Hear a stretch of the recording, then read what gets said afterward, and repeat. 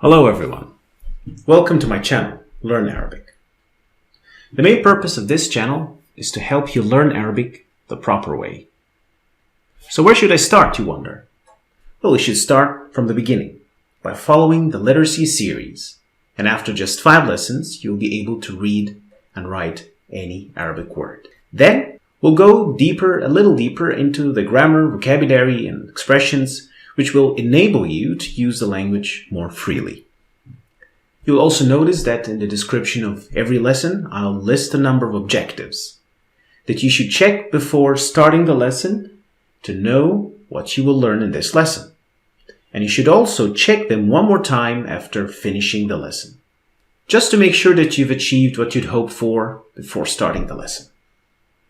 I'll also try and make the lessons as interactive as possible, since I believe teaching a language in general should not be a one-way process, but rather an interactive one. I'll leave some practice questions at the end of each video, and you are advised to leave your answers in the comments, and I'll try to check your answers and give you feedback if possible.